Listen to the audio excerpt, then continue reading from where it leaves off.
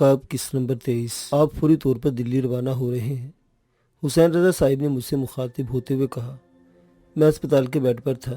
कांधे से गोली निकाली जा चुकी थी और मुझे होश में आए हुए शायद अभी 1 घंटा भी नहीं हुआ था। कमजोरी का ये आलम था कि हुसैन रजा साहिब को कमरे में दाखिल होता देखकर मैंने अपनी जगह से उठना चाहा तो आंखों के आगे अंधेरा सा छा गया था। कदीर कैसा है? मैंने रजा साहिब की हदायत का कोई जवाब दिए बगैर वो सवाल किए जिसने मेरे जहन को होश में आने के बाद से परागंदा कर रखा था। आपके कमरे की तरफ आते हुए मैं उन डॉक्टर से मिलकर आया हूँ जिसके ऑपरेशन से फारिग होकर निकले हैं। उन्होंने मेरे सवाल का जवाब देते हुए कहा, लेकिन वो कुछ कहने या किसी किस्म का तबसरा करने से गुरेज कर रहे हैं। हुसैन रजा साहिब के चेहरे पर मौजूद परेशानी के आसार बता रहे थे कि सूरत हाल कुछ ज्यादा हौसला अफजा नहीं है। बड़ा भरपूर हमला था, लेकिन शुक्र है कि बदख्वा आपको कुछ ज्यादा नुकसान नहीं पहुंचा सके। मैं इनकी बात का क्या जवाब दे सकता था? कदीर को कुछ नहीं होना चाहिए। मेरी बड़बड़ाहट का मुखातिब कोई नहीं था, या शायद मैं अपने आप से मुखातिब था। तब भी रजा साहिब ने मेरे कहे हुए अल्फाज पर कोई तवज्जो नहीं दी। आपको तकलीफ तो होगी, लेकिन इस वक्त आपकी यहाँ मौजूदगी बहुत से दीगर मसाइल को जन्म दे सकती है। वो दोबारा अपने असल मौजू की जानिब लौट आए थे। आपको इस इलाके से इसलिए फौरी तौर पर रवाना करना चाहता हूँ क्योंकि मुझे इत्तला मिली है कि आपकी गिरफ्तारी के अहकाम जारी कर दिए गए हैं। अगर आपकी गिरफ्तारी पर मामूर अफसर मुसलमान न होता तो शायद अब तक आप गिरफ्तार हो चुके होते। इनकी बात मुकम्मल हुई तो मैंने हैरत से इनका चेहरा देखा। लेकिन हम पर फायरिंग की गई है, हमारे तो लोग मारे गए हैं, मैंने अपने तौर पर दलील देते हुए कहा। रजा साहिब के पास इसका जवाब मौजूद था। ये तमाम बातें तो आप अदालत में बयान करेंगे ना? उन्होंने मेरी बात का जवाब देते हुए कहा, लेकिन अदालत में जाने से पहले कल के अखबारात में ये खबर शाया होगी कि जनता फ्रंट को उम्मीदवार फायरिंग और 15 अफराद के कत्ल के इल्ज़ाम में गिरफ्तार कर लिया गया। तो कल और कल के बाद जहाँ जहाँ पोलिंग होनी है वहाँ पर कांग्रेस के मुखालिफ वोटों पर असर अंदाज हुआ जा सकता है। रजा साहिब मुझे मामले का एक बिल्कुल मुख्तलिफ रुख दिखा रहे थे, लेकिन ये भी तो कहा जा सकता है कि मैं फायरिंग और कत्ल करने के बाद फरार हो गया हूँ। मेरा ज़मीर इस बात के लिए तैयार नहीं हो पा रहा था कि मैं लोगों को छोड़कर खुद महफूज मुकाम की जानिब चला जाऊँ जिन्होंने मुझे बचाते हुए अपनी जानें कुर्बान की थी या जख्मी हुए थे। इसका भी इंतज़ाम हो गया है। हमेशा की तरह इस बार भी इनके पास मेरे एतराज़ का जवाब मौजूद था।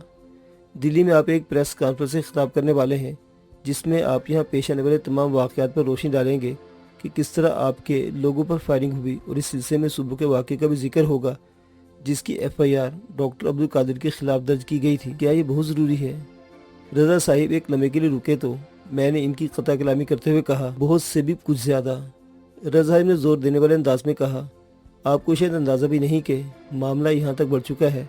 आपकी गिरफ्तारी के लिए इंदिरा गांधी ने खुसूसी तौर पर अहकाम सादिर किए हैं। रजा साहिब मुझे मामले की संगीनी का एहसास दिलाते हुए कहा, इस सिलसिले में मेरी मरारजी डिसाई से बात हो चुकी है और उन्होंने दिल्ली में मौजूद अफराद को हदायत भी दे दी है, और वहाँ अटल बिहारी वाजपेयी को जैसे ही हम आपकी रवानगी की इत्तला देंगे मदन लाल प्रेस कॉन्फ्रेंस की तैयारियां शुरू करवा देगा।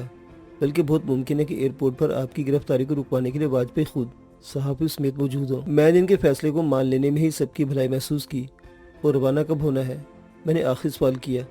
अभी और इसी वक्त। उन्होंने अपनी आवाज़ में जोर पैदा करते हुए कहा, ठीक है, जैसे आपका हुक्म। मैंने कोशिश करके अपनी जगह से उठते हुए कहा, विजय बेटा अंदर आओ। विजय को उन्होंने शायद हिफाजती नुक्ता नज़र से वहाँ खड़ा किया था। फिर जैसे विजय अंदर दाखिल हुआ उन्होंने अंदर से दरवाज़ा बंद कर लिया। तुम खिड़की के रास्ते में लेकर पीछे दरवाजे पर जाओ, उन्होंने विजय से मुखातिब होते हुए कहा, और कोशिश करना कि रास्ते में तुम्हें कम से कम लोग देख सकें। रजा साहिब का हदायतनामा जारी हुआ। खुद मैं सामने के दरवाजे से वहां तक पहुंचा हूं। विजय अब तक कुछ नहीं बोला था, लेकिन जैसे रजा साहिब की हदायत खत्म हुई इसने पिछले कॉरिडोर में खुलने वाली खिड़की खोल दी और बाहर गर्दन निकाल कर बोला, सुबहान, व्हीलचेयर ले आओ। इस पूरे मार्के में विजय शायद वो वाहिद खुशकिस्मत था जिसे किसी भी किस्म का कोई जिस्मानी नुकसान नहीं पहुंचा था।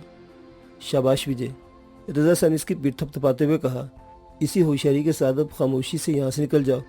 उन्होंने शायद आखिरी हिदायत देने के अंदाज में कहा था, लेकिन विजय मुझे सारा देकर खिड़की के पार उतारने के बावजूद अंदर ही खड़ा रहा। खिड़की की दूसरी जानिब विजय के मुतय्यन करदा 2 अफराद मौजूद थे, जिनमें से एक को विजय ने सुबहान कहकर मुखातिब किया था। आप जाते हुए सिर्फ बाहर रखा हुआ पुकार दरवाजे के साथ लटका दीजिएगा जिस पर लिखा है, मुलाकात से डॉक्टर ने मना किया है। इस तरह यहाँ की नर्स को हदायत मिल जाएगी और वो किसी को भी अंदर आने नहीं देगी। विजय ने रजा साहब से दरख्वास्त करने के अंदाज में कहा था। आम तौर पर मारधार करने वाले अफराद अपने लहजों में काफ़ी अक्खड़ होते हैं, लेकिन विजय ऐसे तमाम अफराद से मुख्तलिफ नज़र आता था। नर्स का नाम क्या है? रजा साहब ने मेरे खिड़की से बाहर आते ही सवाल किया। विजंती, विजय ने जवाब दिया और इसके साथ ही हम वहाँ से रवाना हो गए। हमारे पीछे शहद रजा साहिब भी खिड़की बंद करने के लिए रुक गए थे। कॉरिडोर दूर दूर तक वीरान था। विजय की चाल में भी ज्यादा तेजी नहीं थी। वो बड़े आराम और सुकून के साथ हम में से 4 कदम आगे चल रहा था, जैसे इसका हमसे कोई ताल्लुक ही ना हो। जबकि मेरी व्हीलचेयर को वो शख्स धकेल रहा था जिसे विजय ने सुबहान कहकर आवाज दी थी।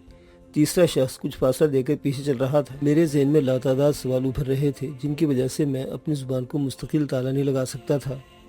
क्या विजय को अंदाज़ा था कि हमें इस तरफ फरार होना पड़ेगा जो इसने ये तमाम इंतजाम कर रखे थे? मैंने व्हीलचेयर धकेलते हुए सुबहान से सवाल किया। जी, सुबहान ने मुख्तसर तरीन जवाब दिया। हमारे दरमियान सवाल जवाब का सिलसिला बहुत धीमी आवाज़ में शुरू हुआ था, लेकिन विजय के हसास कानों ने इसे भी महसूस कर लिया और इसने पलटकर इस तरह देखा जैसे हमें इस सिलसिले को जारी रखने से रोकना चाहता हो। व्हीलचेयर सड़क पर आई तो हमसे पहले ही वहाँ एक गाड़ी खड़ी थी जिसकी पिछली नशीस पर रजा साहिब मौजूद थे। मैंने अपने तौर पर व्हीलचेयर से उठने की कोशिश की, लेकिन इससे पहले ही विजय और सुबहान ने सहारा देकर अपने अपने हाथ आगे बढ़ा दिए। मैं इनका सहारा लेकर कार में रजा साहिब के बराबर बैठ गया। विजय बेटा, तुम आगे बैठो, रजा साहिब ने कार के बाहर हदायत के इंतजार में खड़े विजय से कहा। ये व्हीलचेयर वहीं पहुंचाकर तुम लोग वापस चले जाओ। विजय ने गाड़ी में बैठने से पहले अपने दोनों साथियों को आखिरी हदायत देते हुए कहा और वो मजीद कुछ कहे बगैर वापस मुड़ गए। कार की रवानगी के बाद हम में से किसी ने कुछ नहीं बोला। कहने के लिए मेरे पास बहुत कुछ था, लेकिन कुछ कहने से ज़्यादा मुझे हुसैन रजा को सुनने से गर्ज थी और वो न जाने किन सोचों में गुम थे। दिल्ली के सफ़र में इर्तिका आपके साथ होगी, रजा साहब ने गुफ्तगू की इब्तिदा करते हुए कहा, लेकिन इस बात का फैसला दिल्ली में वाजपेयी साहिब ही करेंगे कि प्रेस कॉन्फ्रेंस में वो आपके साथ शरीक होगी या नहीं। फ़िलहाल तो हम इसलिए यहाँ से रवाना कर रहे हैं कि पुलिस इसकी तलाश में पंडित साहिब के घर तक पहुँच गई थी।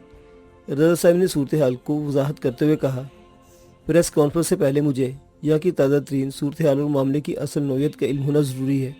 मैं रजा साहिब की तवज्जो उस जानिब दिलाते हुए कहा, तमाम तफसीलात इस फाइल में दर्ज हैं। उन्होंने नीले रंग की एक फाइल मेरी जानिब बढ़ाते हुए कहा, अब तक मरने वालों के नामा, वल्दियत और रहायशी पते इसमें मौजूद हैं। मैंने फाइल लेकर अपनी गोद में रख ली। कार बहुत तेज़ी से एयरपोर्ट की जानिब भागी जा रही थी। इस फाइल में यह भी तफसील होगी कि छोटा रजा साहिब के आदमियों ने कितने पोलिंग स्टेशनों पर कब्जा किया। अभी मेरा सवाल मुकम्मल भी नहीं होता कि रजा साहिब दरमियान में बोल पड़े, किसी पोलिंग स्टेशन पर कब्जा नहीं हुआ और ये तमाम हंगामे हुए ही इसलिए हैं कि पेशावर गुंडों ने पोलिंग स्टेशनों पर कब्जा करने की कोशिश की थी, जिन्हें अवाम ने नाकाम बना दिए और फरार होते हुए गुंडों ने अवाम पर फायरिंग कर दी। इस असना में एक स्टेशन पर आप भी पहुंच गए और गुंडों ने आप पर भी फायरिंग कर दी, जिसमें आप सिर्फ जख्मी हुए, लेकिन सोशलिस्ट पार्टी के लीडर मुरली मनोहर और जनसंघ के 2 कारकुन जो आपके साथ गाड़ी में सवार थे हलाक हो गए।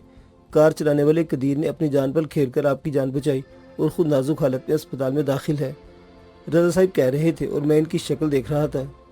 वैसे तमाम तफसीलात इस फाइल में दर्ज हैं।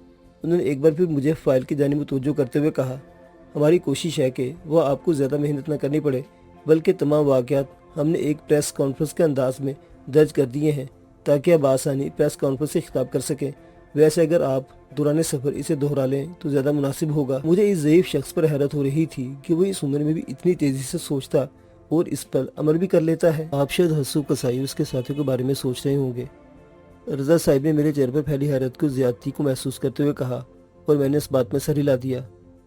अगर आपने पोलिंग स्टेशनों पर कब्जा करने की बात की तो नतीजा आपके खिलाफ जाएगा, क्योंकि इन पोलिंग स्टेशनों से आप भारी अक्सर से जीतेंगे। रजा साहिब ने एक ऐसी बात कही थी जिस पर मुस्तकबिल विंड स्क्रीन से बाहर नजरें किए बैठे विजय से भी ज़ब्त न हो सका और इसने पलटकर हम दोनों की जानिब देखा।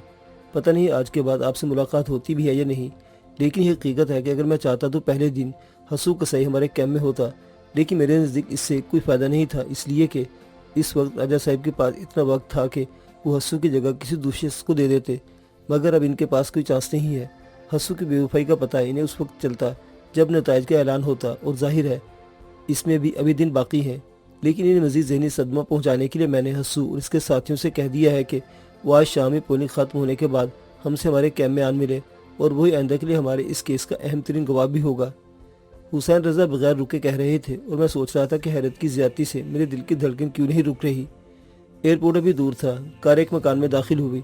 अब मुँह हाथ धोकर कपड़े तब्दील कर लें, रजा साहब ने मुझसे कहा, और पहली बार मुझे एहसास हुआ कि मैं अब तक अस्पताल के मखसूस लिबास में हूँ। विजय, अगर टिकट मिल गया तो तुम्हें दिल्ली जाने में कोई एतराज़ तो नहीं? कार से उतरते हुए उन्होंने विजय से सवाल किया।